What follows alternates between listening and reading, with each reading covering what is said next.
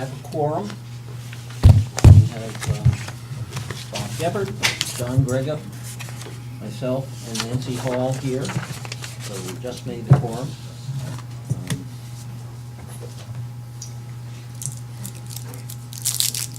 I suppose this is the appropriate time to say this. I don't know whether any of you saw Jan Bierce's email that she just sent out. I asked her to send it after she talked to me, but she's going to be resigning. She resigned from the committee. She's going to be moving.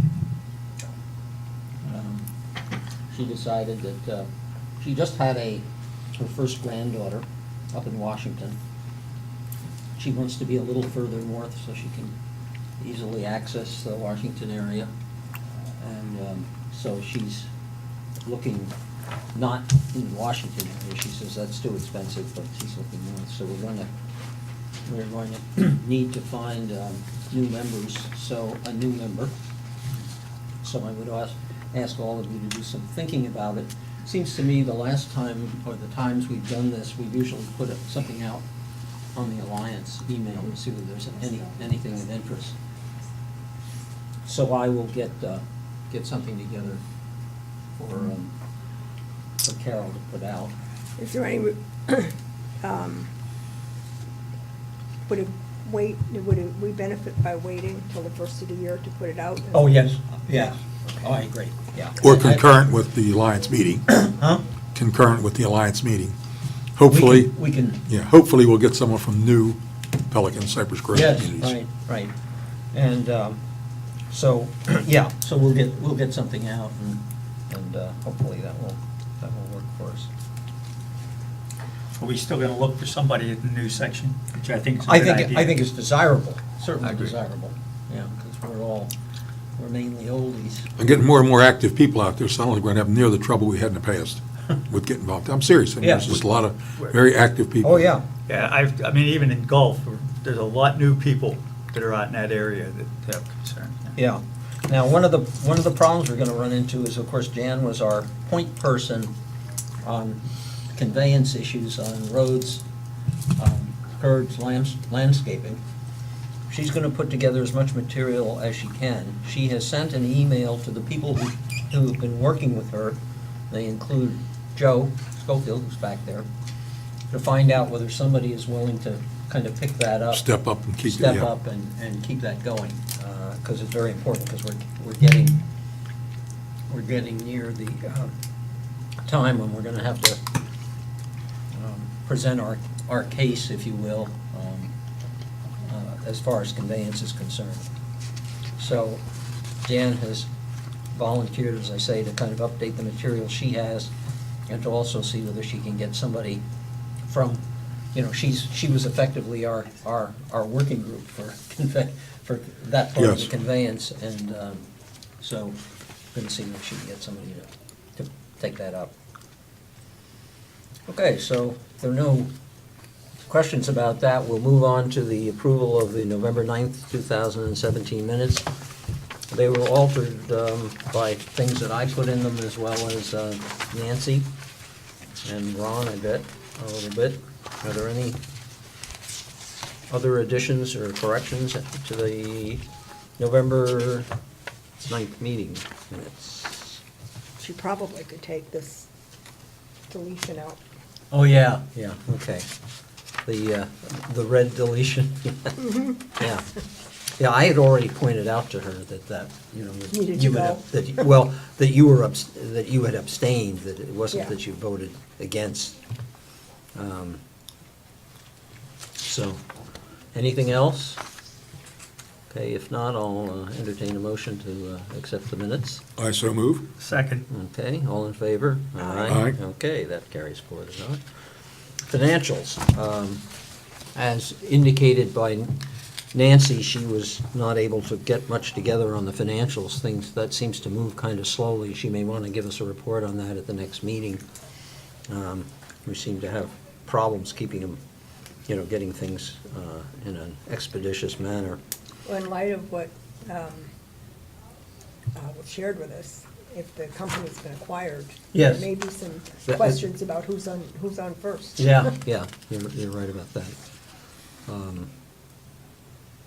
But I would like to, the report from Michael Kraft, and I see there are letters here talking about our allocation percentage, but I thought that the question, or at least the question I thought I had asked, went a little deeper than that, and that was particularly with regard to engineering charges and legal charges, just how those are determined. In other words, my concern was what's included in that kind of overhead number, if you will, that we get allocated to us. I understand the allocation. But do we get charged if, are all our relationships covered in those numbers? I guess that's where I'm coming from. What I know from before, and correct me if I'm wrong, Chris, but for specific projects, we get charged separately, in addition to the overhead charges. I couldn't give you a definitive answer on that because I thought it was an allocation of the overhead. And typically what I'll see on engineering is when Tetra Tech comes over to do some work that maybe a little out of the norm. It's all line items, they'll say in their invoices, and preserved, but when you do something like the stormwater database, is that a separate charge? I haven't seen it charged. What I've seen over time is that whenever we make special requests, something other than normal, run-of-the-mill, we get billed for it. Same thing with Tony. Yeah, When I have a lot of stuff going to Tony, I will see a corresponding charge that month that relates to the activity, and I usually know what it was. Does that get charged back to the allocation, so there's No. never a run? I just see it as an O2 fund account charge. So it's getting charged back to us. But is it an extra charge? Is that over? Yes. That is It's correct. That's over and above. Over and It's above. over and above. Kind of like, I always thought of it as we pay them on a retainer. We pay a portion of whatever that retainer is. And then when we have special requests that go in above the normal scope of work, we be charged for that. Right, but your overhead would be these conveyance issues and the Whatever. day-to-day business Yeah. of CDD. Because, for example, I've been having quite a bit of interface with Tony recently about the whole traffic thing and the golf carts and all of that kind of thing, and I don't know whether that, It will show up. it will show It up. will See show it up. as a separate item, yeah. But I guess, so I guess Nancy would see that, is that right? Or what- Nancy sees it and I see it. We get the detailed report Okay, every month. Okay. So I would assume, and we'll need to do this, is to ask Nancy to, you're familiar with the ones that come to you, she ought to be. Well, I get everything. I see hers too. I get the total package. But in other words, it would seem to me she needs to bounce, if there's been interface, for instance, if I've had interface with Tony, which I do on various things, and others may as well, she ought to be kind of. She probably wouldn't know that, but you'd see it in the billing. Yes, that's And right. that might prompt the question. Well, and I would think she would want to come back and say, does this look okay? We've never done it in the 8 years I've been doing it, and I've been Yeah. seeing the bills for 8 years. I see, okay. They've never been so gross or out of proportion that would prompt a major inquiry. Okay. Now, a lot of times when it's budget time, and I don't know if you're all still doing this, but Tony and Tetra Tech are asked ahead of time as the budget's being prepared, what are the projects that you expect to be working on in the upcoming budget year? And I don't know whether they used to include Pelican projects separately as well as for other parts of the district, so. Well, um, when I those are worked, bills. when I worked on the maintenance contract with Tony, I mean, that was like a year and a half. I don't think he He charged us. did. He did. You saw that? Yeah, I saw it every month I saw it.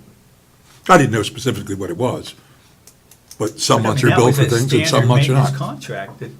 Why wouldn't that If be you're, overhead? if you're taking his time and it's something out of the norm, we pay for it. But what, yeah, what? What's that's- norm? that's- What's that the gets- norm? I was gonna say, that gets back to my basic question. What constitutes the norm and what constitutes the stuff? I mean, we're paying, and the numbers were up to, $50,000 a year or something, or $30,000 a year. 30 and What, 20. Yeah, that's a good question. What is covered by that versus what is billed separately? I don't think very much. Some of what is in that overhead is they are coming to meetings and being Right. part of the meetings. Gateway meetings We're and paying, board we're paying meetings. for that. Yes, okay, okay. I mean, So- the engineering firm, if I remember right, one of them is like $450 an hour, and the other one's like $650 an hour, and occasionally, if you get a lesser engineer, it's $250 an hour. It's all spelled right out in the bill. Those guys don't come cheap. No, Andy's at 210 an hour, Tyler's at 150. Yeah, there's some variable rates in there. I mean, it's line itemed out. Yeah. Most of the Tony Pelicans. being the most expensive. But I guess, the basic question, Chris, and maybe Michael could pursue this a little further with Stephen, is there, in that, in the base charge that we pay, and I forget well, in fact, I Which think. is, what do we get for the base? Yeah, charge? what do we get for the base charge? Because it was 21,000 of engineering fees and 30,000 for legal fees approximately. And that's overhead. Now, it could be that, as you said, Bob, maybe that's just, Tony attends meetings, and so that, but he doesn't usually attend our meetings. No, but he comes to the gateway meetings. I agree. And we pay a portion And of- we pay a piece Right. of that. But maybe if Michael could get a little bit more from Stephen as to just, How what's. they do it. How they do it. Or in that O2, when you're doing those special projects for Tony, are they taking them out of that 30,000? Yeah, exactly. 21, and then when you guys, if you ever ran out, they go, hey, you need to put another allocation in there, you spend it, or is it just pure overhead? That I don't know. Yeah. I just see the That- monthly that's- number, I yeah. think that's something, I think that's what we'd like to Or whether know. you're just doing, that's the carry charge. Yeah, well, and it may well be. I'll find out. Yeah, that would be good. Well, I'm sitting here and I That would was be just good. assuming the last 7, 8 years I've been looking at it, that it was an add-on charge. Yeah. I don't know, but I just, But I think. I hear you. I think it's incumbent upon us to at least understand what's I agree. there. Yeah, I mean, there's another issue, like the maintenance contract. A lot of the stuff Tony may have billed for was dealing with WCI's attorney. I mean, that was separate. He would deal with them, and then I'd see a copy, and I might comment to Tony. when his So phone rings, bills- we pay. Well, For dealing with whatever reason. WCI, he's gonna charge for Yeah, that. I mean, for whatever reason, if it's related to Pelican, we're gonna be charged for it. That's right. Okay. Pretty sure. Okay, well, anyway, Chris, you got the, I'll you got the, find you got the It's drift. right here, we'll find out what you get for your carry charge, or is it just an allocation, and Right. Do you know what you guys get for your carry charge? yeah, and it's kind of funny too, because a lot of that allocation, they take 70% and charge back to the enterprise fund or the utility fund. Of the whole picture. So, Okay. All right, let's move on. The association manager report. Jason, do you have anything that you, Just real briefly. Just working? yeah. I have a proposal to install some additional, some jasmine. You know, the pergolas out on Colonial and Tree Line, the metal gate portions that are exposed. Mhm. We're looking to reinstall the plant material that goes on them, which is jasmine. It needs, in count, probably 11 on each side, which comes to just under $2,700. They're about $120 a piece. Mhm. Um, The railings that are exposed are, they either need to be painted or they need to be covered, mhm. one or the other, and it would be less expensive to install the Do plant do you material know, than do paint we it. have anything in the budget for this? Or is this extra? No, this would certainly, I mean, we have plant replacement Yeah. monies left that we could But this is do on this. a result of hurricane damage, probably, right? Some of it, I'm sure, was, yes, but it was something that had been progressing, but it was certainly much more noticeable after the storm. Mm-hmm. It's just a high visual area that I think needs to be, Probably something I Addressed. want to do, and I assume that if we approve it, you can, I don't know, there has to be, if it's in the, if it's a Budget, just do budgeted it. item, it doesn't have to be okayed, right? I wouldn't think so. Yeah. Not unless it goes beyond 10,000. Yeah, I can certainly get it in the budget, if not, yeah. Cover I'll as a I budget. can get it. Is, now, But this has not been one of the things that was submitted to Chris for No, hurricane. no, Okay. because they're just the Yeah. plants that hang over, and it can't really directly attribute it to the storm. Okay. Well, I think the. Make a motion to fix them? Huh? Let's fix it. Yeah. I think it's a Second. sense of the committee that you ought to go ahead and do that. Now, yeah, go ahead. The only other item I had was, I don't know if you are aware yet or not, that we had a vehicle hit the gatehouse. Right. It was actually done by Woods and Wetlands. I have been contacted by their insurance company, and they will be taking care of Yeah. the problem. I haven't had direct contact with the claims adjuster yet. We're kind of missing each other, but that's where that. Yeah, now, on that one, Chris, we got an email from Michael Tisch saying, do we need your help on doing this? And I was a little confused as to. Well, it's more if you have a vendor that does that kind of work, it's not significant, it's more, I guess, aesthetic. Yes, it Paint and is. scrape, so It it's is. not a big deal, but I assumed if you guys had somebody over there versus us going out and hiring someone to do it, it's under our deductible. Yeah, So we're gonna end up paying for it, so if you have a vendor you like to use or someone who's done work for you, Yeah, I'm going to be Fine getting, iron I'm going to be says- getting That would- proposals for the yeah, work. Jason would generally handle. Yeah, he had it painted a couple of years ago, and whoever that guy was. Yeah, yeah, so you'll get the, I'll take care of it. okay. we'll pay the bill. Now, we still have hanging the $10,000 light pole. I have a couple questions on that. Yes, I do too. That was hurricane damage, correct? Correct. Has a claim been put in for that? I thought that was submitted with everything. I'm trying to find the invoice, but apparently I don't have it with me. Because it was definitely hurricane. Should have been submitted, or should have been to an insurance company or something, or all the way around? Yeah, it should have been included with everything else, which I, so Thought we it would not, was. we would not be paying the full 9,000, hopefully, is that correct?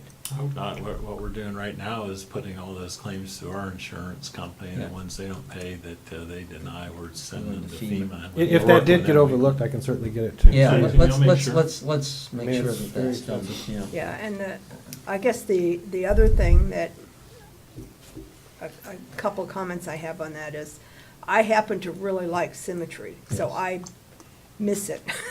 And the other part of that is that if that, to the extent that that provides any light at all, the fact that anybody who might have known it was there and now knows it's gone, had an accident there, that would be one more thing they could raise as a question Yep, of liability. negligent not providing the light that was historically there. Exactly. Yeah. So I'm in favor of doing it, but Mhm.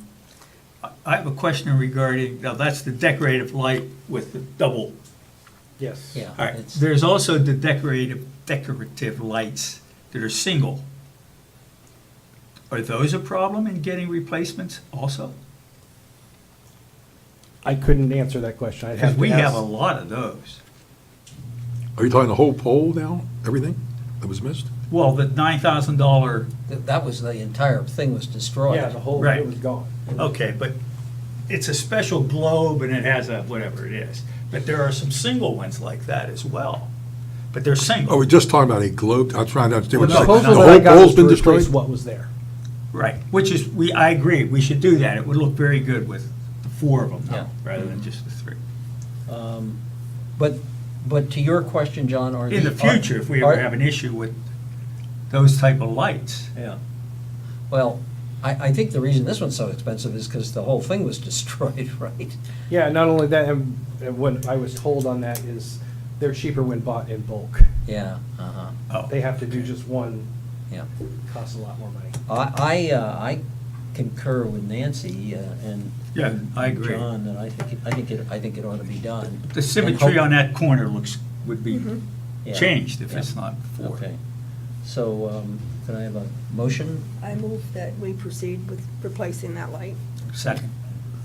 Any further discussion? All in favor? Aye. Okay, it carries four And to. if it's not in Four to the none? insurance. Yeah. I'll proceed with the installation and Yes. repair, and also get that over to Chris so he can do what he needs to do. with Now, I guess the hurricane question is, insurance does portion. that have to go to, no, I guess it's under 10,000. so Correct. it is- Chris can do it. Chris can do it. Okay. Anything else, Jason? I do not have anything else. Okay.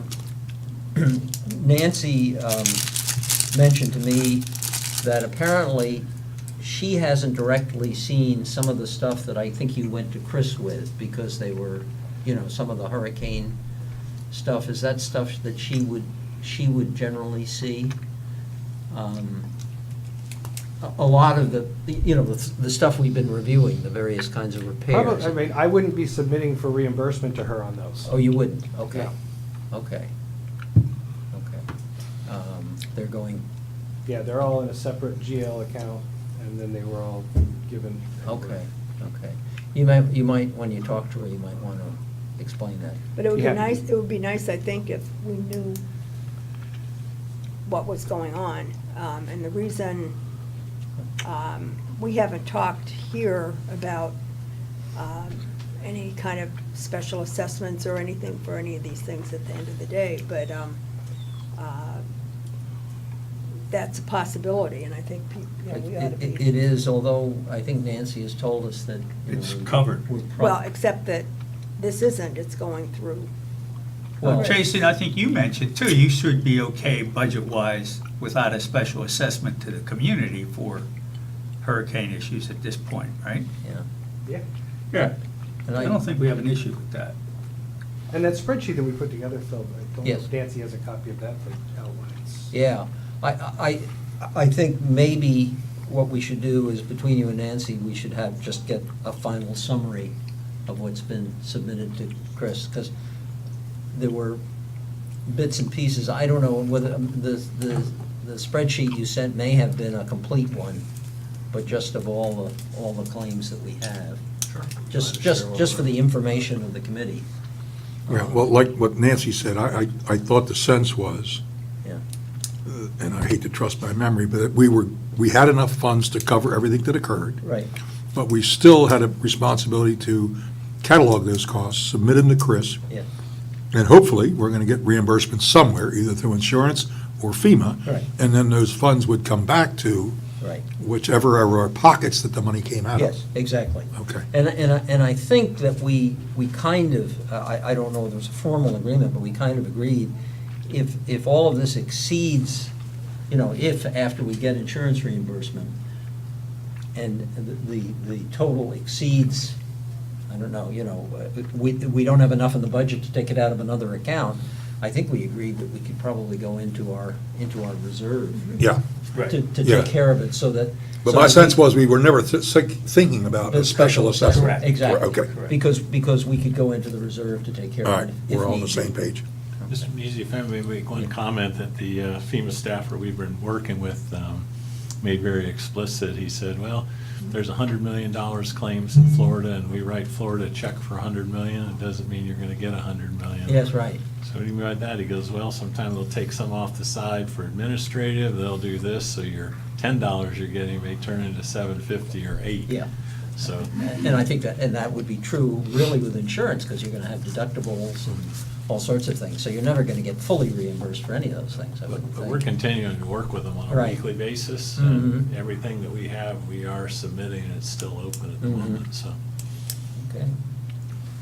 Anything else for Jason? Jason and Ryan, thank you very much. By the way, no, one more comment, and it came up at the president's meeting this morning, and I told the presidents that, every once in a while, we end up with situations where there are kind of, if you will, discipline problems with the guards, as to them not exactly doing their jobs as they should be. And Jason, those should be reported to Jason hopefully with as much information as possible about time and when it occurred, and Jason will be working with Ryan to clear that up and making sure that the security people who were part of whatever incident it might be are instructed about what they should be doing. Yes, and that's exactly what we do with the information that we receive. Mm-hmm. By the way, I saw the other day, the gate turn around a big work truck, big. You saw them heavy- turn one around? I saw them turn them around, Good, Good, good to hear. that's a plus. yes. That's a plus. Okay, thank you very much. Thanks to both of you. Cypress Grove conveyance issues. We have the potential for conveyance of a number of things coming up at the first meeting in January, Chris, or the January 7th meeting, possibly. Yes, there's a few, I think I'll have to double check my list. Yeah. FPL easement, and they're looking at utilities over in Prado. And there's one other one. Mhm. I'll have to go back and check, but I don't think we have any other conveyance on the 7th. On the 7th, okay. Of January? Fourth. Excuse me. I'm sorry. I was- January 4th. 4th. I was the one who said the 7th. Chris has, just for the committee's information, Chris, the approach that I think, if I'm saying this correctly, Chris is going to present these conveyances as they should be, because, you know, WCI, Lennar is entitled to convey some of these properties to us, and that when they're brought up, we have to be there to kind of make our case as to other things that need to be done before we think they should be conveyed. And so we're going to be doing that. You want to add to? The other thing I'll be doing is, out in front of the meeting, I'll put in, what the staff recommendation is, but a separate thing. Here's some issues DPAC has with these, I'll just Yeah. number them like I did on the last one. Mhm. Okay, well, I'm covering that meeting, so if there's anything that I don't know about this, I need to be Okay. Okay. brought current. Yep. Okay, one thing on conveyance while we're there. The ponds work group walked all of the Track L ponds on December the 6th at 9 o'clock, and Chris provided Mike Tisch to join us, and he started with us and ended. But we walked all 7 ponds, we walked everything we saw, and we had no issues. We did this about a year and a half, 2 years ago, and this was just to make sure that there wasn't anything else that deteriorated by construction during that period of time. And we were very happy with what we saw, so we had no issues, and I conveyed that to him in writing. So we're ready for Track L from a ponds perspective. Are you? Yeah. There's nothing else out there that you? Nothing with Track L, Track L. other areas, other than our wish to have the catch basins cleaned, but that's not gonna happen. But other than that, yes. Right, okay. So this is something that we're going to have to keep working as we go forward here. I'm hopeful that we can have, find somebody to kind of take Jan's place on picking up some of the items that we want to cover with regard to that. Okay. Do we have a date, Chris, for conveyance of the conservation areas and wetlands? Has that come before the board to get a date yet? No. Okay. I wrote a letter, and I Yep. hope everybody saw We it. saw it, yep. We've been trying to get cost estimates out of them for months, never got anything. And I saw something from Rhonda Brewer saying they were gonna push that forward now. I have no problem with us taking the maintenance responsibility, but they should handle the cost until October 1st, because they willfully didn't give us information in order for us to properly budget and plan. Okay. In the meantime, though, I know this is jumping ahead to Yes. your funds report, but in the meantime, have you thought about putting out for bid? No, I have not. It's I think- not that much money to begin with, and there's not that much happens. But the last time we put it for bid, we made it part of our pond maintenance package.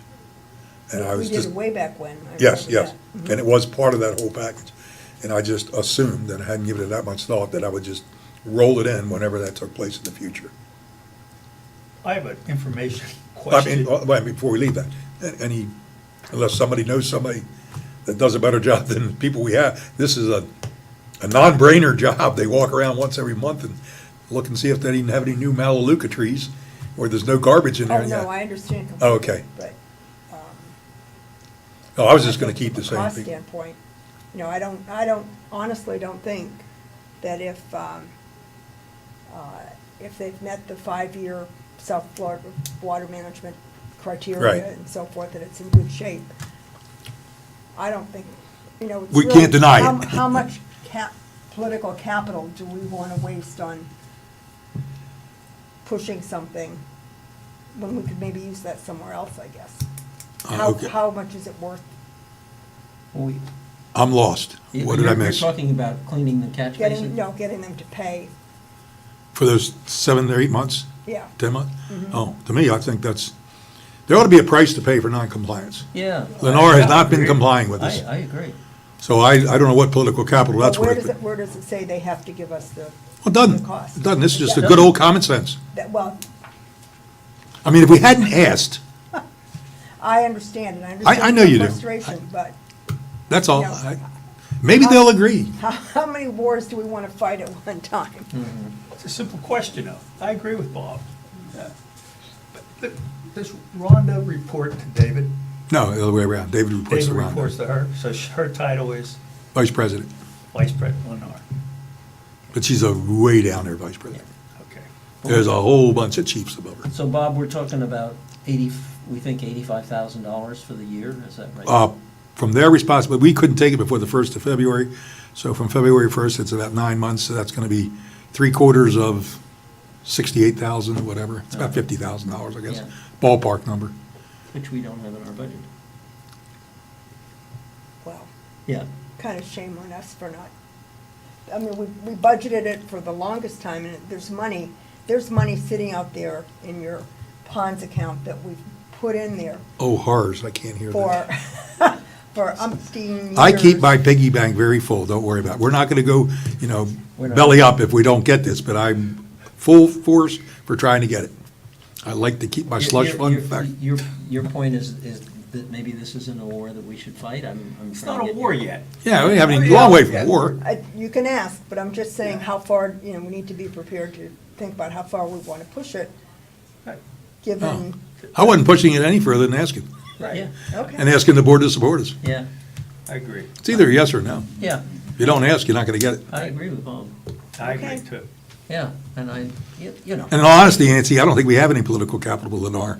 They only do the things that we haven't bent over a barrel on. Yeah, yeah, the truth of the matter is that I think on all of this stuff, be it the wetlands or going back to the conveyance of the other assets, eventually, there's probably gonna have to be some bargain with Lennar about the whole thing, about what they're willing to pick up and what we have to pick up. I think we're gonna have to have some kind of negotiation on these things. Well, So- as we talked this morning in the president's meeting, one of our residents on his own, Neil Soder, who happens to live in Casella, Yeah. had contacted Lennar about the condition of the conservation area behind his home, and he also contacted South Florida on his own, and they came out, and South Florida walked with a group of the residents to see what their concern was, which was trees that had fallen down. Some were in their property, some weren't. Some were in the preserves. Some of the big trees took, 5-foot chunks of earth with it when they went over, on and on and on. And they basically said to the South Florida fellow, just look at this. Is this what you'd want to look at for the next up to the up years as nature degrades it? They said, I won't live that long. So then Cindy Rush joined in the participation. And lo and behold, South Florida allowed Lennar to do something, and they actually went and did it. Now, they couldn't put any heavy equipment back there and move big things, but they sawed stuff in place. The residents further got permission to put in some littorals in front of the preserve, not in the preserve, but something that would buffer the appearance area. So, it's not all negative. Some things are actually happening. Yeah, and that preserve stuff is really, really ugly about what South Florida will let you do. I mean, It is. Unless the tree's gonna fall on your house. Well, we got a further caveat from them now, and this just happened. I was at a meeting with South Florida, and I'm going to talk about it today. But anyway, if a tree is falling as a result of the hurricane, and it's likely to damage a healthy tree, or in any way tilt that or cause, there's some latitude there they'll allow us Okay, to good. go in and cut. You're talking a healthy tree in the preserve? If you have a healthy tree in a preserve and a bad tree in a preserve, and the bad tree's leaning on a healthy tree, We have that already in Portofino. well, I'm sure you got it in all of them. But we finally got somebody to say, that's a reasonable thing to do, is to cut away the dead tree so it doesn't hurt the live tree. Now, But otherwise, South Florida's really pretty much of a stickler for. of anything, I mean, right? it's, It's nature. They don't even want us to walk in and see that the tree's leaning on it. Yeah, exactly. It's So nature. I guess we finally see a little, I wouldn't say a light at the end of the tunnel, but there's a different colored darkness. And we're optimistic that maybe we'll be able to do some things there. Don't know, because, my own objective is to get the thalia out of the main preserve. Yes. We're ways away from that, but I can't wait till we have the responsibility so I can run that rabbit all the way. But we are developing a Ponds now is developing a relationship with South Florida. I'm going to be going to all their quarterly meetings from here on out.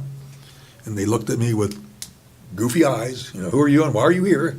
But Bob, and I thought of this question this morning, but I didn't want to tie the meeting up. In the main preserve, where we have, where there were trees that had fallen and hit the boardwalk The and stuff. boardwalk. Yes. Now, apparently, We should be able to do something about that. yeah, and Yes. apparently something was done about it, right? Well, there were a couple of them that were, but I don't know if it was done legally. Uh-huh. Some things were done, but it was one of those, Okay. I wonder who did that? Yeah, So I don't know that. Yeah, But I I expect mean- going forward in the future, yeah. they will be more involved in our community than they have been in the past, Mhm. and hopefully it's going to be for our benefit. Yeah, okay. Okay, well, it can't be much worse, right? Because right now, they won't allow us to do anything. That's right. It was an automatic no to anything. Yeah, And right. now they're giving us a couple of maybes. Okay, And they further said that in January, when the transition is taking place, that they will entertain, that's when we're going to go after the trees that are leaning. mhm, So, again, and they did a lot of sawing out there. They did a lot of work. mhm, okay. Anything more on conveyance and related issues? Okay, we'll move on. Capital Reserve Study, I think the only thing there, Chris, is your recent email, right? I guess I caught it just before I left home. And just finishing that, I was out the last week, I was trying to get out before I left, but put the advertisement together today for the study, added a couple minor things, and it will go out on the street next week. It needs to be published for 30 days, and we'll bring it back with the proposals on, they'll be due the 21st of January. So we'll digest them then and have a sit-down meeting with the consultant the board selects. Okay. And Well, I think that's something that we, obviously need to keep moving forward.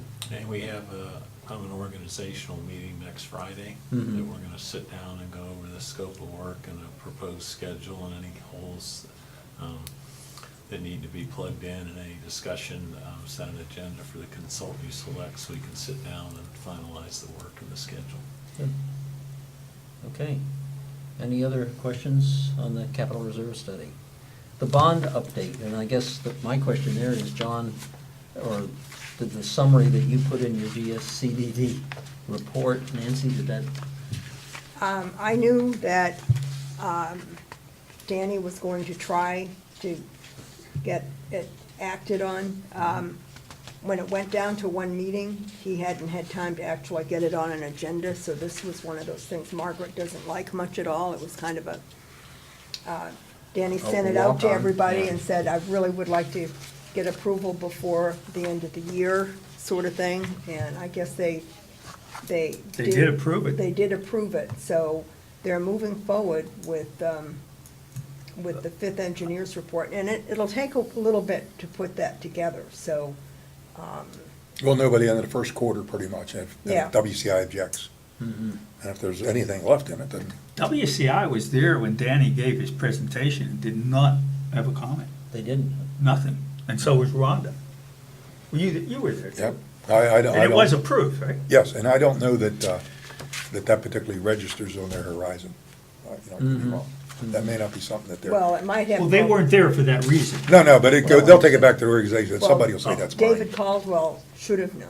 He was here. He's been through enough of them. Well, not only that, but he was the one that was at the original meeting that stood up and really fought for what he thought they were entitled to. I didn't even see him making notes on that. No, but Nancy's right. And then we negotiated it down, and we made out really well in that negotiation. Mhm. So now there's just not much of that pie left to argue Right. about. No, But they can only go up to that certain negotiated level, is that right? I don't think they have staked anything right now. No, but I mean, even if they come back, well, it's probably not worth doing a fifth engineer's report if we thought it was gonna be, they were gonna come forward, because Right. Bob's got enough to take his to zero, Mhm. and enough also that I think Danny and Steve and the bond council think would qualify for Yeah, we think we're in pretty good shape. using the rest of the funds. Yeah, and we're not, and to close out the, yeah, to zero it out, which is what our objective has been. Right. So whatever they come back and say, we still have X number of dollars left, I'll go through and transfer some things from '02 that could be properly ascribed to the bond fund, and we'll zero it out. That's what we've been doing, working Yes. with Stephen. And the only question is, how much of it do we get and how much, and is? We get it all, Huh? Well, unless WCI claims. that's right. Well, and, whether- well, whether they're gonna understand, claim. if you've read the minutes, it also, you know, we're gonna incur more legal fees and more engineering fees for putting it together and that sort of thing, so, so the number's gonna go down by some amount. Okay. Anything else on the bond update? Okay, GSCDD report. I have another Yeah, go comment ahead. regarding the December 7th meeting. Yeah, that's what we wanted to get to. Yep. Danny met with Lee Connie regarding the weir design. What was the communication? Can you change the weirs? Oh, absolutely not. They said. We don't no. have permission at this point in time. He sort of implied that, Gateway got it for, on a one-time only deal, prior to Irma, for a couple of year weirs. Did We, they- well, no, what Danny implied, I thought at the meeting, was that we could put in a weir that we could change, we would have to get permission. that's exactly correct. If, not that we had permission, But But- we would be able to put a weir like that in. we are proposing that we be allowed to do that. Okay, you know, adjustable weirs is one of the things that Mr. Tinkle and Mr. Geppert would like to have done. What I heard at the South Florida Water Management meeting with Danny Nelson is, yeah, everybody upstream wants to have that, but we are not going to do anything to help and I'm paraphrasing, the upstream communities flood more severely the downstream communities. So basically what they're saying is, we're trying to put a Band-Aid on a broken system. They will only entertain something that fixes the system. Well- That's my interpretation Well, of and what I in heard. fact, what they said when went to Gail Anthony's meeting, and they were there, they purposely said, and they kept the heights such that it would not, was it Island Park and so forth? Adversely impact, right. Adverse, so we weren't even getting the full benefit of the plan for us, because they were holding back to prevent flooding on To Island prevent Park. more flooding on the lower, Mhm. that's correct. Yep. And that's why the short-term myopic solution in Pelican is we control our weirs, we're good. But they're not entertaining that right at this point in time. Now, relative to the whole flooding thing, we finally gotten the diver in the water for the 2 conveyances under tree line behind Winn-Dixie and at the elementary school, and they're good. And there's 4 culverts on the I-75, 2 on the east, 2 on the north, 2 on the south, and they're good. But then there's a conveyance structure from there to the slough that is significantly blocked. And that one, but whether it had an impact on us or not is anybody's guess, but we're gonna fix it, we're gonna clean it. But we're into ownership, who owns that thing right now, and I don't know whether that's gonna be us, Lee County, or who. Slough area? For the last, West side. the last track that, before the 6 Mile Slough, there's some, after the 448s under I-75, then there's some more 84s. Correct. And that's the one that's clogged. And Brad's gonna go out there, we had to move some trees out of the roadway, the hurricane knocked it, so. he So the can- district is gonna pay for that then? Yeah. Okay, that part of it hadn't been determined, who would pay for it, but okay. Yeah, we asked him to go out there and check those with his machines, and we also have Stantec coming in to survey a number of structures. And similarly, the one you found, that the control is at 21, but the structure itself's at 22 feet. We're having surveys and benchmarks put in on these structures to make sure that they were built and operating according to the permit. Yeah, I'll get to that in more detail when we get to the pond And report. there is a somewhat of a sandbar by those 484s. on the Don't tell me back. about sandbars. And it's a little bit away, but it could have some backwater implications, and we'll be bringing some equipment out and Okay. flooding that away. See if you can get them in the flowway while they're there. The last item on the December 7th meeting, did Bill Guy contact you to write a letter? No, I was going to ask you, my question was going to be to you, was that passed? Was the motion approved? Oh, yes. Bill Guy got his motion passed that a letter will be written. I took exception to it being written by this committee, but Bill says, well, the letter's gonna go up. And I'm like, okay, what's that done? Did it get sent If back? it doesn't come to us, Did it get bounced back to the committee, or is that Chris? or- I he haven't. did not say it had to, Didn't what I come- He hasn't sat back down. contacted me. Let it go. By the way, I have no problem with this. Everybody's making a big deal about, oh, my goodness, this hasn't been done.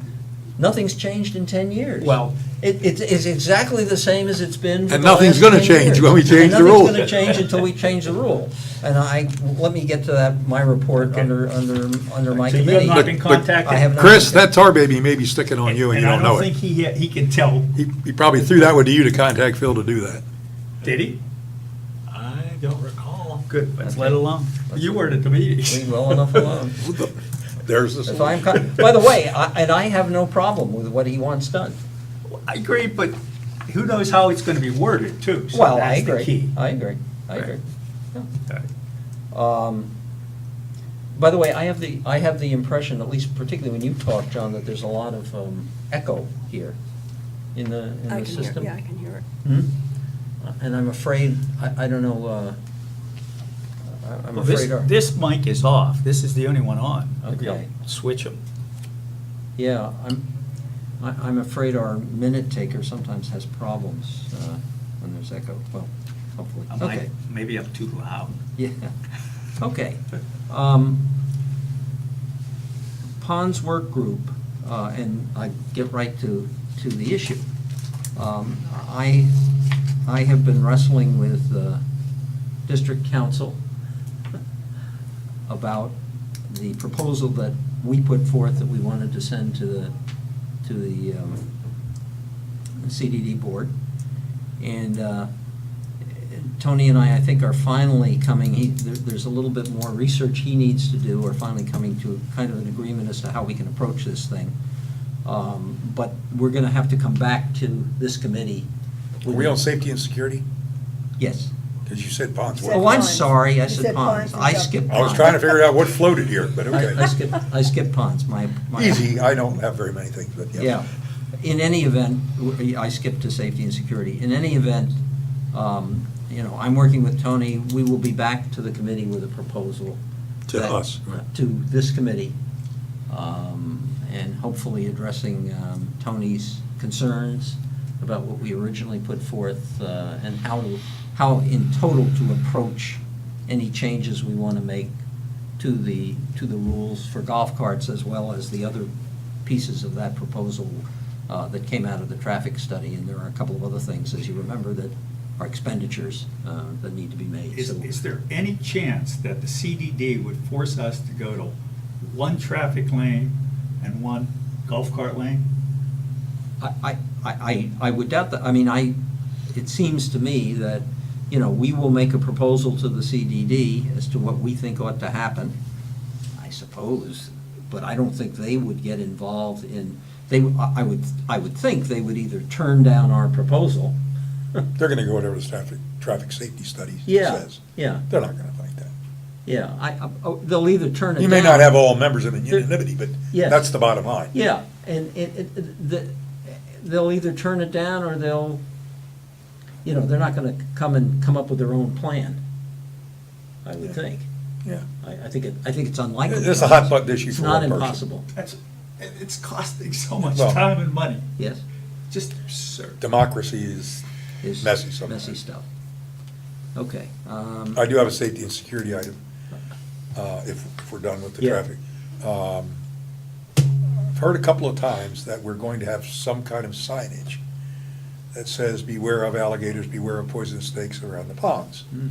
I've talked to Tony a couple of times about it, whether we You know, this is in light of what happened at Disney, whether we needed that, and what I think I'm hearing, and it's really more on your bailiwick, but that there was some sense from the board that they were gonna do this for all of Gateway, not individual ponds, but some kind of signage going into each community.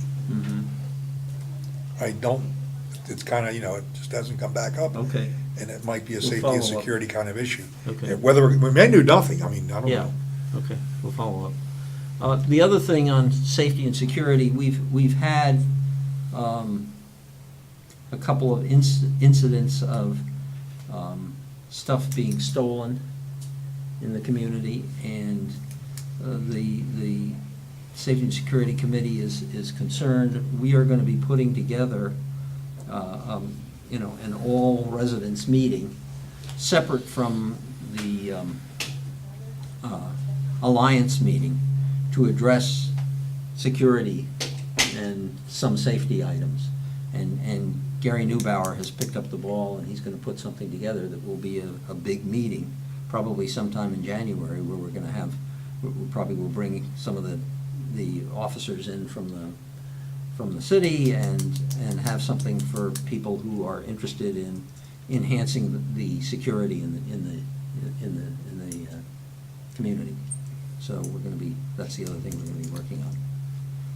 Any- How big are items were? Well, there was somebody's pool pump, brand-new pool I pump, heard that. was stolen, you know, was cut out It and had to be a stolen. contractor. Huh? Had to be a contractor. Had to be new construction areas, right? Well, I mean, somebody had to, huh? No, In a it was new in construction- Trentino. Really? Oh, yeah, somebody had a new pump put in, and I went up there and saw it, and somebody had cut it out. Now, somebody has to, Wow. you have to have a truck to get one of those babies out of here, you don't Wow. carry it. And if So- it's an individual in an established neighborhood, somebody had to know Yes. what was going Well, on. In any event. And then an adjacent house, and this was afterwards, had some electrical stuff related to the pool was stolen. Again in Trentino? Again in Well, Trinidad. at least they're going into the estate homes, that's smart. Yeah, well, because we where the rich money pe- is. we rich people are gonna Like get- Willie Sutton, follow the money. That's right, we rich people are gonna get such a big up from the new tax. Yeah, there's only 12 homes, but other than Yeah. that. So in any event, you know, we feel that there's probably a need to kind of re-emphasize this. Next thing you know, you're gonna have a drawbridge Yeah. to get in your community. Now, that's an idea. Keep out the We- riffraff. We were thinking of setting up a toll booth. Keep out the riffraff. With a bike lane, though, so we can still drive through there. No bike lane. Any more questions on safety and security? Oh, Lord. Okay, I apologize, Mr. Geppert, back to you. That's all right. These aren't in any particular order, but let me start with aeration. First and foremost, I got a note last night that the repairs of the aeration will finally get started. This is from, September. It's very timely. But we had a lot of problems with, he didn't have any money, and he wasn't here, and he couldn't buy the parts, but he didn't tell anybody, till we're beating on him, and I don't have the money, and I can't charge it on my account. So we worked through all that stuff, and now he's got everything he needs, and the repairs will start, and I think it's gonna probably take him maybe 6 weeks. And once those repairs are done, we have sent a list of everything that was damaged to Lake Masters, because they were the installer, and we're asking for some type of remediation, and we won't have this thing again. Whether you gotta relocate the compressor, whether you gotta raise it, whatever you gotta do, we're not gonna sit here and keep replacing these every time we have a rain. So that is moving forward. Secondly, aeration phase 2. I've got the drawings of where everything's gonna go, by neighborhood, and we're now at the point where we will be, I don't think this is in your packet. Okay. But this is Lake 40, which is out in, oh, it is there, you get this one? Okay. So there's about 7 or 8 of these, where every pond that we're gonna do, and we will now be meeting with the HOAs, so that everybody gets their oar in the water about where we're putting the compressor cabinets, the electrical connection, et cetera, et cetera, et cetera. So we don't have any recurrences, hopefully, of what we had last year with one of our residents. At least one. yeah. Mr. Worley. Okay, washouts and the catch basins. I found out today that Extreme Divers has finished, they finished ahead of schedule, cleaning the catch basins in the, most severely affected communities. We've spent our $65,000, and in typical Brad fashion, and you gotta love him, there's 12 more things that need to be done, and he wants more money. I told him, well, we'll have to talk to him next year. But at least we did get them done. We had some issues in doing it, but I think we worked through them, and we got a better pro forma for how to clean them than we started with. Because now everything that's coming out of the catch basin is going through a filter truck, and we're putting nothing but good water back into the ponds. So all in all, that was all good news. How bad were the catch basins? They were bad. Well, yeah, question. Some of them had 5 feet or more of sludge in them. Oh, wow. So like Lake 21, somebody said they were taking concrete and a lot of other stuff out of that catch basin. That was not all. That wouldn't have hurricane. rolled in with the stream, no. That was not all. Some of it hurricane. might have been original construction. I didn't hear about that, John, but I wouldn't doubt it. Okay. When we initially cleaned the community, when Jan and I started on it, we were interested in piping. We cleaned all the pipes. We didn't realize what a significant component catch basins were to the total package. Number one, they were on street side. We were all focused on ponds. So we've learned now, and that's why we will have a catch basin cleaning program, that every catch basin will be cleaned on some periodic time frame. So the good news is we're doing it. The bad news is we still got to do everything on Cypress Grove and beyond, so it's going to take us a while. The downspout initiative, I sent everybody in the package this spreadsheet, and aside from all the pretty colors, the two things I want to cover are, first of all, actual cost to date. We've spent $769,000. We're allocated $769,000. Where, can we see that on? All the this? way in the bottom, under the actual cost 17, bottom right-hand side. Oh, yeah, Yeah. 760, okay, got it. If you read down on the next column over is board approved, that's when we took the proposals or the bids to the board, that's the date they approved it. Okay. The amount that was approved is the dollar figure right next to that to the left, and then further left was the date that a particular project was completed. In some cases, I put in start dates, but I'm a little negligent on that, can't keep up with it. The areas that are in pink, which is specifically Portofino, and this is because our original supplier, who was gonna do all the work for $118,316, realized very, very quickly he couldn't do it for that price, and so he walked away. And we let him. We didn't really understand how low his bid was. And then once we had our major supplier, Community, or Copeland Southern Enterprises, because with them, we pay, everything we do is paid on a foot basis. So the Portofino homes have considerably more yardage than the standard home in Pelican Reserve. So the 118 went to 226. I saw we're just pond, Lake 21 was 126,000. Yeah, well, it's a big pond, And biggest that's pond in just- the community. Yeah. So anyway, we now have the prices there, and it's been board approved, so we're moving on. We went back to the board on December the 7th, and they approved approve. the greater amount. Right. So that will be entered to the next edition of the spreadsheet.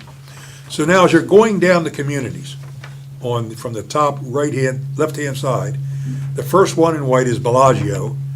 All of the homes on Bellagio drain to the street, not to the ponds. Now, having said that, we had a meeting this past week, and we are still going to connect the rear of the Bellagio homes that are on ponds. Not a lot of them, but there's a few. So we are going to come up with some money and do that to be consistent throughout the communities. So everything else will still go to the front, but we're going to take the homes on the ponds on the rear, and we will do that. I'm not catching your drift. Okay, the whole purpose of what we're doing Yeah, is to keep the ponds good and not have right, erosion. right, exactly, So yeah.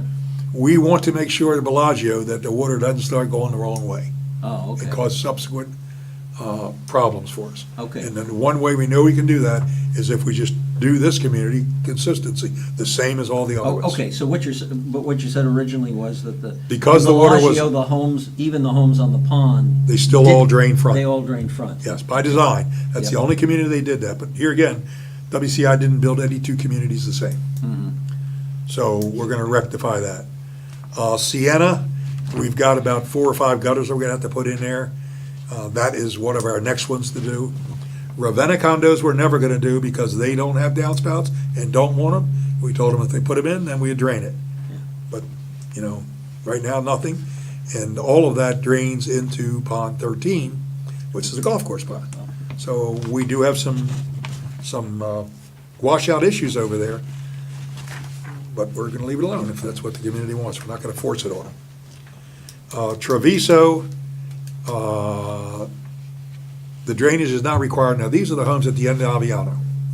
In the beginning, as you first make that cul-de-sac loop, that's where, and we don't have to do anything there because we got the golf cart path that dissipates the water. You're never gonna get a torrent action. So we've intentionally not done that one. Then Trentino Estates, we've got to go back in there. They were done, they were the pioneer place. So we want to go back in and make sure that they are up to the standard of everything we've done. And that's it. So we're just about done with Old Pelican. So I think we're going to get out of there for under 850. I might be wrong, 900,000 the most, depending on what Palacio comes in. And then we will start on the new communities in Cypress Grove. Does that number include the new, that includes the new estimate for Portofino, right? Yes. Because it's the A 226. straw man number out there, Yeah, right? 226.6, okay. So we've got, everything's got an estimate that we plan on doing, and then we just got to finish it now. And our contractor's doing a very good job. Again, this is the family enterprise. They're not working in the community this week or next, because occasionally they have to leave us to go keep their regular business up and running. We're getting. I hear the hum. Yeah, we're getting a lot of feedback or hum or something. Okay, let's see.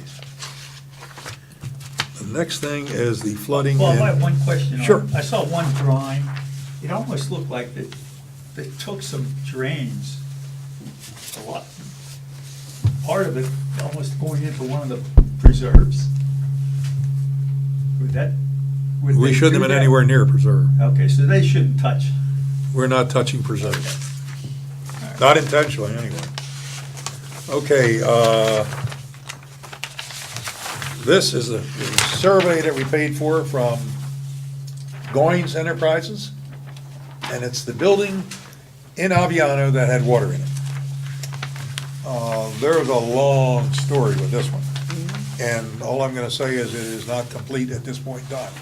But what the investigation has uncovered to this point, This wasn't in Aviano, though, this was in. no, this is in Viadana. Viadana, Yeah, right. And what we have learned right now is that Viadana was developed from an engineering point of view. If you're going down Pelican Reserve Boulevard, you have the first quadrant of Viadana on the left-hand side. You've got two sections, on the right-hand side, two sections of buildings on the left, and then the final section is from the golf cart path out. That's the fourth section, I will refer to it. So when the first three sections were developed, they were developed from an engineering perspective in terms of the Viadana Basin. When the fourth section was developed, it was developed in terms of the Palazzo Basin. Don't have any reason why that was different, it should have been, but it was. I'm not totally sure of what that impact is, but I'm pretty sure it wasn't good. So the engineers have now determined that the control elevation is 20 feet in that area, but the pond, number 38, which is behind Viadana, is at 22 foot. Now, just for those of us who are ignorant, me, I guess, control elevation, It's where the water should be from a static point of view. okay.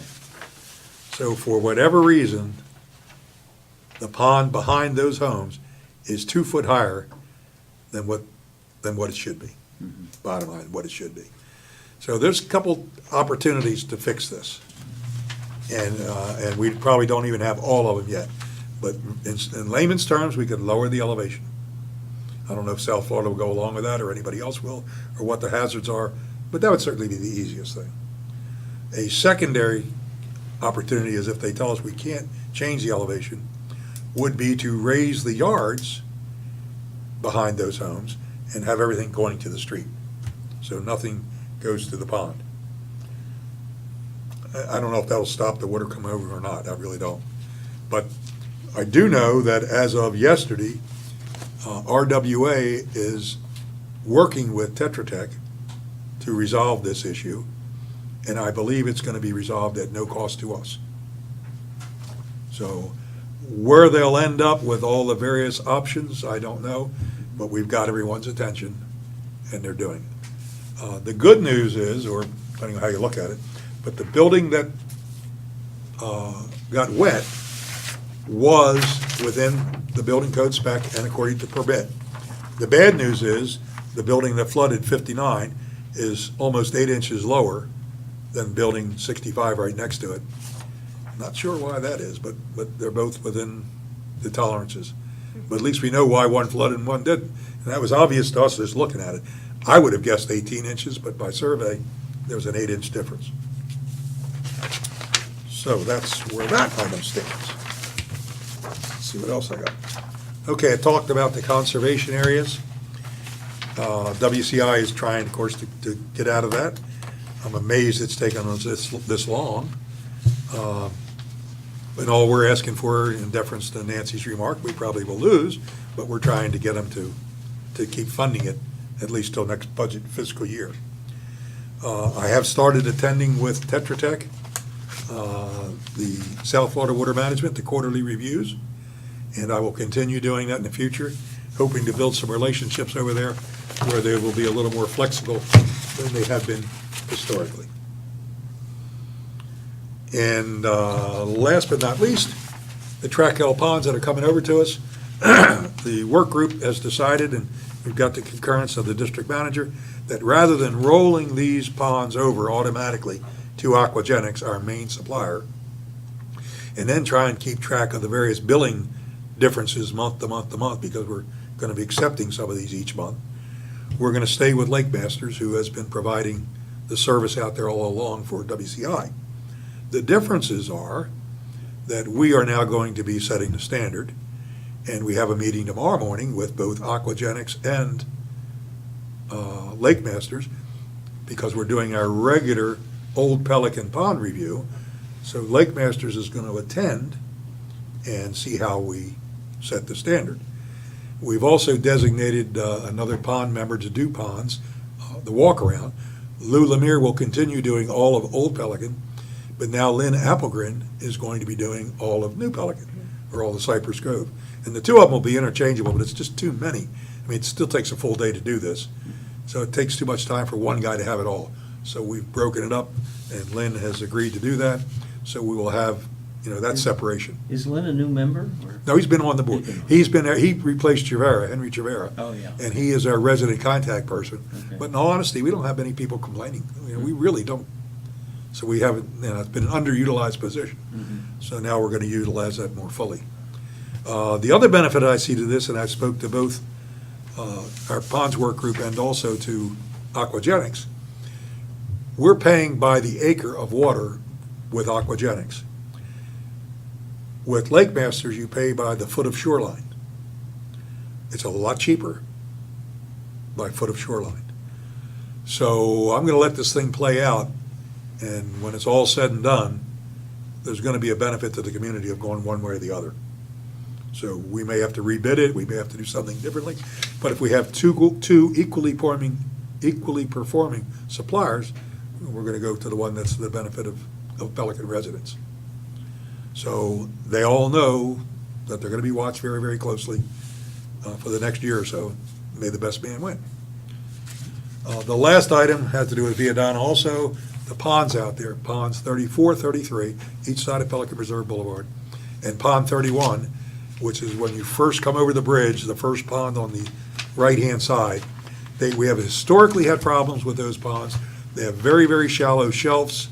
They get a lot of sludge and crud and floating debris on it. So we have engaged Aquagenics right now to go in there and clean it all up mechanically. And then they tell us that their treatments will keep it in good condition going forward. Time will tell. Because we've had such problems on that, specifically behind the Viadana buildings between them and Camarel, we got a proposal from a biometric outfit to go in and take over that pond and treat it with microbes. They say that their organisms will keep all the sludge out, it'll eat it all up, and on paper, it sounds great. And I know this was a very effective methodology in industry, because I was in the paint world, and we cleaned our paint sludge with these, very temperamental, but it worked. So I took the proposal that I received, or the information, and I sent it to Dr. De La Vega for Lee County Hyacinth Control, and I asked him, I said, give us an opinion. Do you recommend we try this or not? Is it snake oil, or is it, is this the new and blooming technology? Haven't got an answer back from him yet. But when we get his, concurrence or opinion, and we're also going to run it by Serge Thomas at Florida Gulf Coast University, depending on what academia and the county people tell us, we may designate the Viadana Pond to be our target. And they are doing a pond over here in Gateway right now, but it's too early to really, at least I think, Tickle Test told me, we're still in the infancy. But regardless of what happens in Pelican, we're going to be following what their results are very closely, because we just can't keep up with it chemically. It's just too shallow a pond. And by shallow, I mean it has a long shelf, and all the aquatics wouldn't grow out there. And all we keep doing is, they grow, we kill them, they flop, then it's ugly. We just can't win. So that is all I had. Any other questions of Bob? Okay. Gateway meeting attendance schedule, and I must admit, since it didn't appear, it got left out of the minutes because that part of the minutes, somehow the equipment cut out and she didn't get it, and I don't know who. Nancy, you at this point have January 4th, is that right? Yes. Do we know who has January 18th? Anybody here sign up for that? I wasn't here last meeting, so Yeah. I think Ron did. Somebody did. I actually think he did. Okay, we'll try and get back to Ron. Pay a price when you don't come. Do you know when he's coming Might have been back? Jan. John? Huh? John, do you know when Ron's coming back? His son was operated on yesterday. He should be back. I think he's coming back this weekend, as long as nothing. Everything's okay? What's this stuff? Cancer that was, but the operation should be okay. Good. Hopefully. It's not something they should get all of. And then the meetings in February will be on which dates? 1st and the 15th. 1st and the 15th. Do we have any volunteers? I'll take one of them, I don't care which. Huh? Okay, if you take. I'll one. take the 1st. You'll take the 1st, I'll take the 15th. Mr. Geppert will take the 1st, Mr. Measy will take the 15th, and I will check to see where Ron stands as far as the 18th. See whether he took that one. Okay. Committee member requests. I have a couple of miscellaneous items that I'd like to just mention. And actually, Chris, this involves you because we have a member of our community who has been working on the signs, the new signs that were moved, they're no longer on Pelican Preserve Boulevard, but they are now on Benito Drive. Yep, on private property. Huh? On private property. Yeah, but not all of it, that's the Right. problem. Some of it's on CDD property. Okay. So I think, I know Michael Tisch came forward and said, no, it's all on private property, but I believe some of it, the stuff prior to Vicenza Drive is, I believe, CDD property. And so that's the reason I think the CDD needs to respond to that violation. The city has come forth with violation notices on those signs saying, they're not permissible as, that the required permits weren't applied for when they were put in, and that the size of the signs may be wrong, and so they're saying you gotta take the signs down. So it's city property from Pelican Preserve Boulevard to Veneto Drive. But then from It's Veneto, CDD, it's CDD. CDD. Yes. And then beyond that That is, That's right, that, beyond that Is theirs. is Lennar property. Okay. And they will get their own violation notices about theirs. And in fact, they may even get some on the ones on Tree Line, so, so that's going on. The other issue is, Chris and I had mentioned this to you, and then we didn't cover it in our meeting. We are gonna be doing some, power washing of sidewalks and gutters on, along Pelican Preserve Boulevard. And the question has arisen as to whether we should be doing that work in front of Viadana, or whether the community should be doing it. Because they are in a unique situation that they're the only community on, obviously on Pelican Preserve Boulevard. I'd be interested in anybody on the committee's feeling about that, as to whether that should be done by us or by the community. Well, Sienna and Ravenna were specifically designated as private, Right. and Palazzo. and Plaza, And Plaza. right?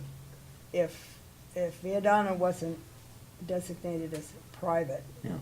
then I think we probably have to do it. I agree, because we did the road, the topping, the second grade and all that stuff. That was all us. Mhm.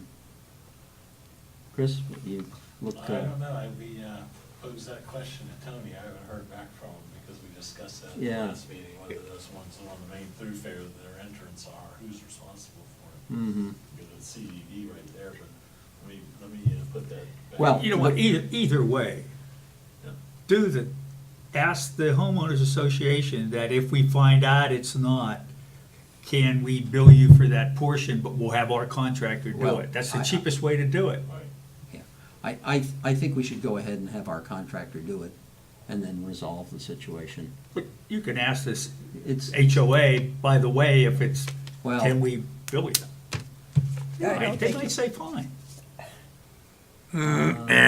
They may not. You're not gonna hear that. Not from that HOA. Oh, Not from the. wrong not- HOA. Not from the president of that HOA. Not from me, that's right, not Viadana. And not from them.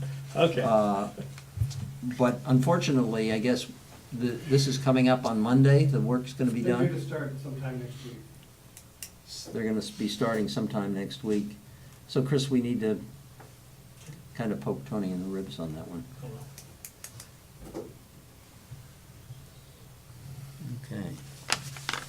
Okay, further, committee member requests, anybody? I just had a Sure. quick comment from personal experience. We talked about several meetings ago about that homeowners' insurance policy and whether you had loss coverage and so forth. Well, one of my neighbors mentioned to me that they had it, and so I went back and checked my policy, and sure enough, I've got it in my policy.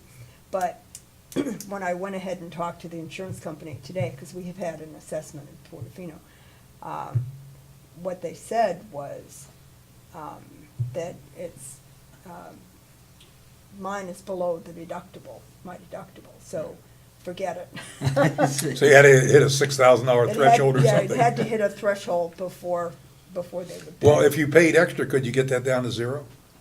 Why? No, I'm just saying, if, like for $10 a year, if it took care of, there's no deductible on a special assessment, it might be worthwhile.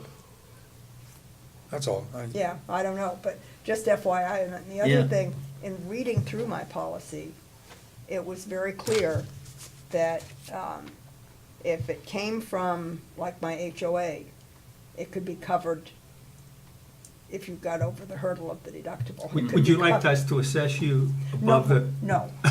be glad to do that. No, but the other thing, and this is something we need to think about, is, because of people paying a lot of the expenses for the community through the CDD this way, if it's a municipality, none of it's covered,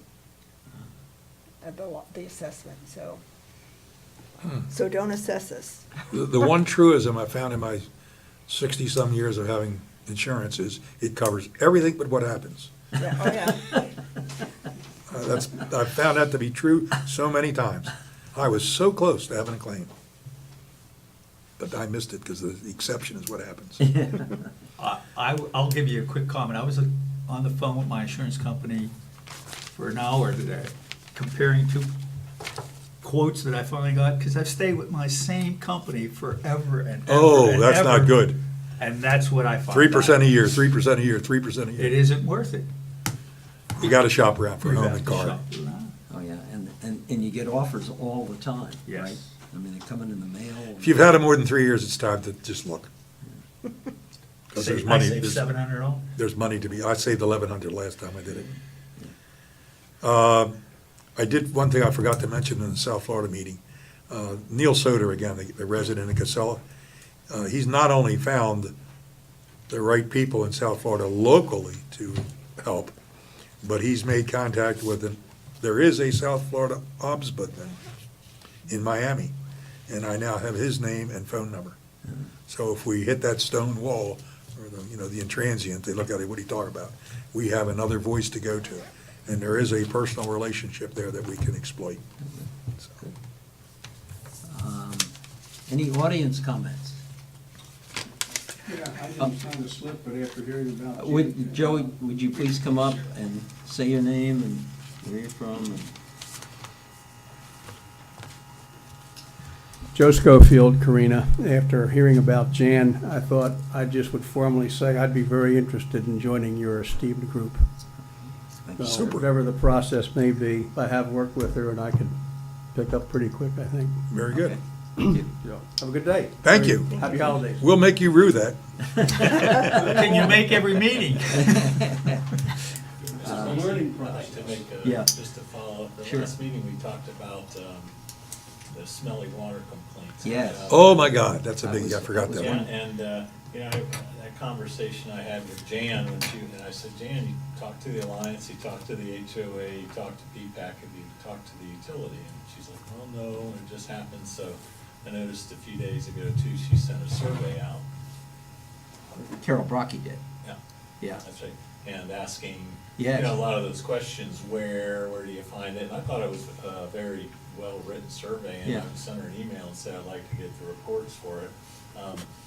And I just wanted to bring out, we've been getting more of those, obviously, when you publicize it, or people are moving into the house as it's happened. And typically, the only time that we get those complaints is in the new construction. We don't find it anywhere else in Gateway, except for maybe when the snowbird comes back and comes into the house, and once they flush the lines of the water heater, it goes away. And so we've been, of course, just flushing the main lines out there because of the numbers, and we continue to get, I think yesterday, 3 complaints. And the health department has had 5 or 6 phone calls, and they've gone out and tested the water's fine in the testing, it's an aesthetic and odor issue, but the thing that's most curious about it is when you go into the people and talk to them, you say, where's the smell coming from? In the single-family homes, it's always the rear master bathroom, 1 sink. Are you getting the odor in your kitchen? No. Are you getting it in your laundry tub? No. Is it coming out of the water in the toilet? No. Right there. Mhm. And some people complained about it and said, well, it's Gateway's water. And I said, well, wouldn't every faucet in your house smell if it was the water? And it's kind of a conundrum. We're gonna bring in a water quality expert, because we've taken a shot at it. We've talked to the county about it. And the fact that it's so localized in the house, we even had a plumber, and he was suggesting the P-trap between the 2 sinks is an issue. And I said, well, we'll see, but I think we need to bring somebody in. And on the duplex units, it's always the guest bath sink. So, but the water in the lines is fine, it's an aesthetic odor issue, but we're gonna have to get to the bottom of it. So why do you I'm think- glad you brought this up, excuse me, Tom, because today in the Alliance meeting, this was a major, major topic. Right. People saying if they fill their bathtub, some of them have green water, Water, and other ones have red Red water. water, Red? Uh, yes. Yeah, they fill the tub, it has a tint. Right. So there's something going on, and we've had it since we've opened up, the areas to Gateway Water. And I don't know if it's your water, or it's just the end of the terminal, or lack of usage, or what, but something, my only point is, we need to follow through this, and I We- did we- need to bring it up We today. do, no, I was gonna bring it up. Yeah, this because needs to be- Carol reported on that. this You're on the morning. right track, Chris, keep it Yeah. up, because we She- gotta she- figure it out. she- We're gonna find out about it, and one of the reasons I mentioned that, we'll get to the bottom of it, like I said, the health department's been out there, and I was gonna tell her, I said, well, I appreciate it, and I wanna see your survey, I go, but to finger point at Gateway Water, I think is simplistic. Like I said, if it was a problem with the county water coming in, it would be throughout the community and throughout the homes, and that's the real mystery of it. And I did work with one homeowner in Casella, in the fourplexes. Yep. And he told me, he said, I'm getting some red in my water. And, he said, it's only in this shower, it's nowhere else. I said, let me see, and we went and took a towel and we wiped the floor, and there was a red tint to it. Yeah, and Carol talked this morning about there's some, looking into the type of piping that was used. They are doing that too. It's Well, not only aimed at you, I mean, they're, Oh, yeah, WCI, the folks in Lennar came out too, and when he was saying, man, I just can't get to the bottom of this, and I said, well, I found one that had a rusty water heater, I said, maybe that is. And I said, have you ever thought about the tile? And he said, what do you mean? I go, well, when the water's coming out, he doesn't notice that it's down there, and when he wipes it, and it had kind of a reddish brown tile in there. I said, is it not sealed? But anyway, well, that would explain the color differential, but I don't think it would touch the odor, but I, no. but And I've had some people said that, there's some, like they get a little bit of color in their tub, and I'm like, it's just, and what we've been doing with most of the people, and I have the same handouts, is, a lot of times you'll get that bacteria growth in a hot water heater. And most places, when we go in there, and typically utility won't go inside the house, because if our water lines are fine outside, it's not our business. Right. But in this case, it is our business. You talk to Lee County, and once you mention inside the house, They're the done. conversation stops. they're done. And I don't blame them, because it's easy, but the fact that, and I've been in a lot of the houses too, and I talk to the people, and I go like this, and, smell it for a second, when that water first comes on, you can smell it, and then it dissipates. But again, I even we took pictures when they were building the houses of the longest pipe runs, and they use a red for the hot water. And, the blue line for the cold side, and you wonder, was it bleeding color, from that plastic pipe? Maybe Well, not. this is one that hasn't gone away, it's an ongoing, and I know Yeah. it came out a couple of times and bled the fire hydrants. I remember we did that to try and, Yeah, we're doing that, and we're flushing the lines more, because, say when you get into Prado, or an area where you have 77 houses on a line, and you only have 5 houses using the water, obviously it's not gonna move, but probably end up costing us about $5,000 or $6,000, when we're just gonna bring in a third party that's familiar with construction and water quality. good. And that way, it's not the residents, it's not us, it's not the county, it's somebody. yeah, I didn't feel like there were spears being chucked at Gateway when I heard it. It's just that it is a problem because we're getting Right. with Gateway Water. That's the way I heard it today in the That's meeting. That's the way I heard it, and except what I did hear, at least from Carol, is that maybe it was a little bit more nuanced than what you've said, that it doesn't always occur in the same sink. In certain houses, things are occurring in other sinks or other areas of the house. She has received over 50 responses to her request, and she'll be summarizing them for you. Yeah, it's great, I'd like to see them, and I And- personally. yeah, met and- with homeowners out there, one lady just said, well, it's the sulfur, she just started moving in the house. Yeah. And so I told her, I said, well, let's open up your hot water heater, all your taps, when you do it, open up the outside hose bibs, and when I went and checked the chlorine in her house, Yeah. it was like 0. And she goes, well, we hardly use the water, we just moved in. I said, so after we flushed everything and the chlorine was up in the house, then I pulled a sample, and the sulfate came back at like 25% of the regulatory minimum. Mhm. It was like at 72 milligrams a liter, and the DEP's at 250 milligrams a liter. So I said, well, you see this? And I go, can you smell it now? And she goes, no. Mhm. So it's curious. It's very curious, yeah, and apparently, at least Carol, the reason she put out the survey is that she's been getting, bits and pieces from people, and each, different people are saying different things about what the situation is, and she wants to, It tends to, it seems as though when the subdivisions have filled up, yeah. those Goes away? You know, but some of it came back, like Matarita, for a while, we had a smattering of those complaints, and then they went away, and we were flushing, and haven't heard anything in 4 or 5 months, Mhm. and then we just started picking some up in Matarita again, so. Well, the people are coming back now, it's that time Well, of the year. yeah. You're exactly Sometime right. When the snowbirds come in and that water's Yep. been sitting in the pipes for 4 or 5 months, yeah, it's not particularly smell-free. Chris, you mentioned, in a new section, some of Lennar homes, there's over 70 homes they haven't sold, that are just They're spec just homes. lots. Yeah, well, they haven't built them yet, Haven't built it. like Prado. But there's also a group of spec homes that are not sold either, Yeah, right? I believe so. No problem. And we also came into, same thing, in fact, they mentioned last time, they build a home, the plumber charges the water heater, charges the plumbing, then they walk away. By the time somebody buys it, moves in, it's 4 or 5 months later, and that water's been sitting in those lines. And I brought out, and I did bacteria testing and got a lot of positive hits, but there's a bacteria that grows in hot water heaters when the water's left stagnant, and it's very difficult to get rid of. You either have to hypochlorinate, or they suggest turn your hot water heater up to 165 degrees, which is hot enough to kill the bacteria, flush it all out and start again. Mhm. So there's several nuances to it, but we will get to the bottom of it, and Okay. it's a very curious Yeah, situation. yeah. But again, it's only in that new housing. Mhm. Just switching gears a little bit, just out of curiosity,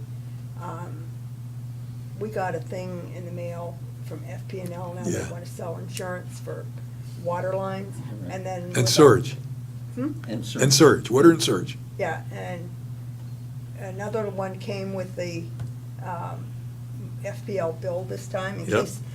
in case you didn't realize, we're making you this offer for $4 a month or whatever it is. Yeah. Yeah. Yeah, I wish I had signed up for that before last December when I had to pay whatever, I had $1,700 to clean out my lines, because the Oh, is roots had that gotten right? in them. What was getting in it? Roots, Roots? roots from shrubs. It attacked the lines, broke the line, Yeah. and it was Maybe it between the is street worthwhile. and the house.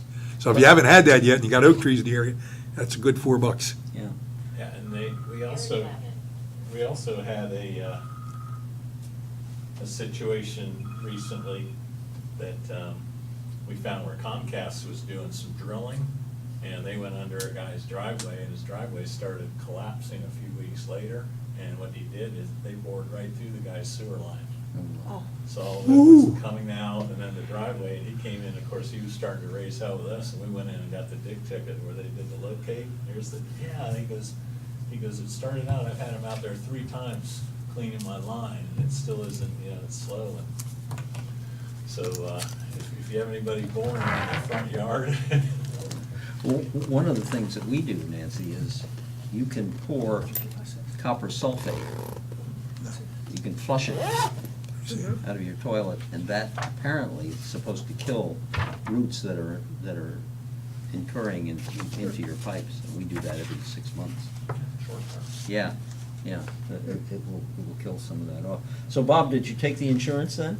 No, I didn't, because I already spent the money, I figured I got another 12 years. I may not make it that long. Was this track L that was in our thing?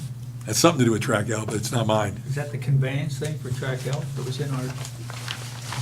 I didn't get one of those, no. I didn't get one either. I don't know why you got one. I got one. Well, maybe one of the supervisors No, left it from. that's right. Oh, we do have it? Yeah. All right, I just was curious. I love drawing. Well, Diane must have made the, Oh, there we are, yep. made the copy. Don't know what it is. You want a motion? Yeah, any other comments? If not, I'll, I make a motion to I'll adjourn. second. the second, meeting is adjourned. All right, I gotta get rolling. Happy holidays, folks. Yes, Happy you holidays too. to you, Hey, Joe. Thank you for volunteering. I'd love to do it. Jason, don't leave, I have a question. I found some of these extras in my package, by the way. Yeah, Merry Christmas, Happy New Year, whatever, Yes. Yeah. everybody. Everybody. Happy holidays is a safe way. Yeah, exactly. And Well, that's right, so your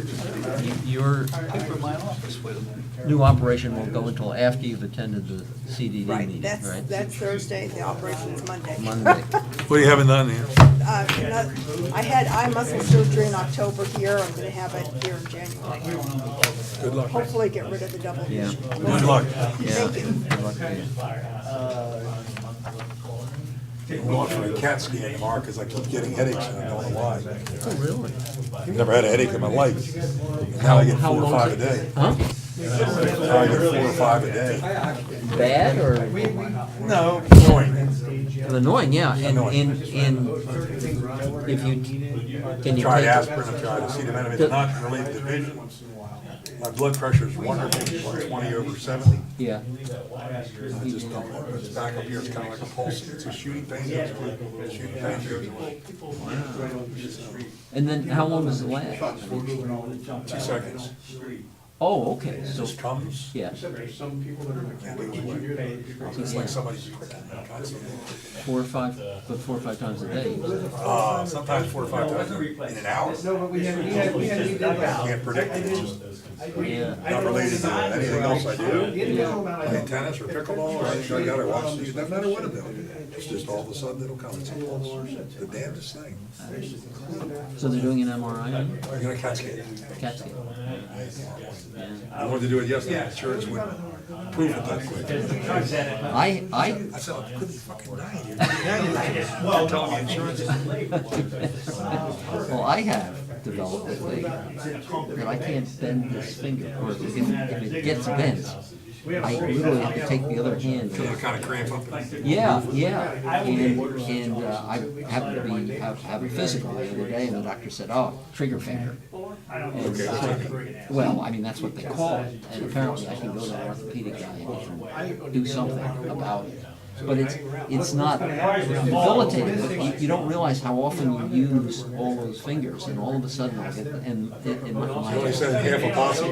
Yeah, right. Where's the rest of the team? Exactly, and my hand hurts as a result of it, and it's not debilitating, but it's annoying. This is getting old shit, I'm telling you. Yeah.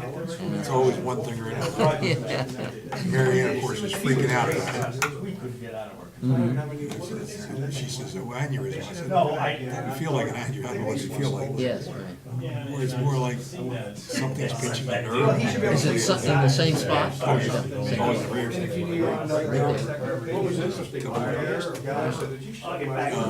Well, time will tell. Yeah.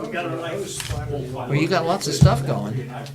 Yeah, we're making good progress. Yeah. We really are. We're getting a lot of shit done. Yeah, I feel very happy. We got a good group of people. yeah.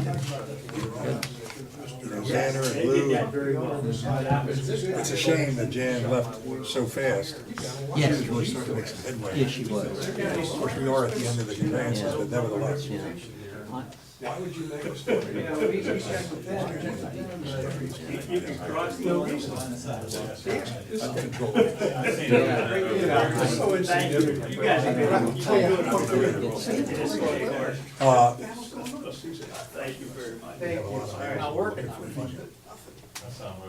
Yeah. Different perspective. Yeah, that would be good. Non-offensive way. Yes. All right. Have a great one. You too. Thank you. It was like any day. I had great grass in 2 weeks. Probably shouldn't have done that, but I wasn't as technical about it. They say in the big picture, it's only an hour. Yeah, that's, yeah. Don't come in your yard and shut your stuff off. Right.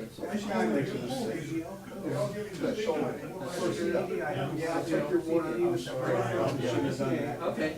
I should be able to maybe get that for Nancy. That'd be good. I'm not an excuse guy. When I Usually usually have double stories. She was saying, well, those things are going a different route. because that's everything that they're paying for. Yes. You know, this being submitted, payment that Okay. they should have. and- Yeah, yeah, but I think that's the thing to do is to. Okay, And that's that what I'm going. That would satisfy. I got it. All right, great. Yeah. I said, you know, don't tell the truth, you gotta remember it.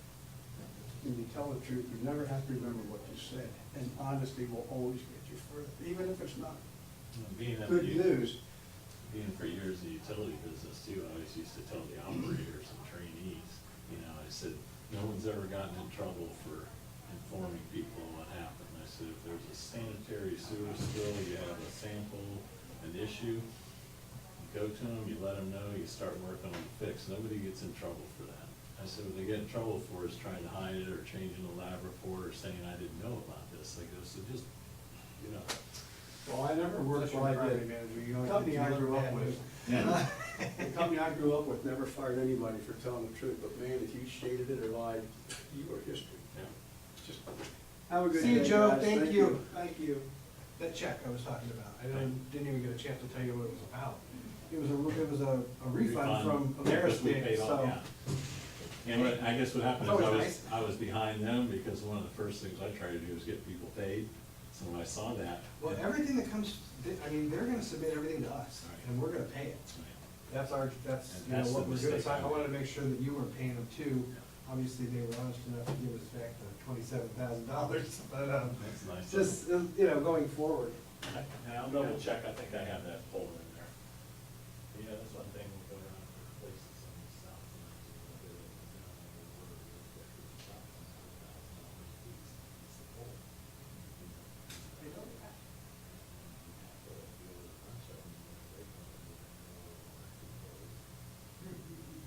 Yeah, it was like $9,800.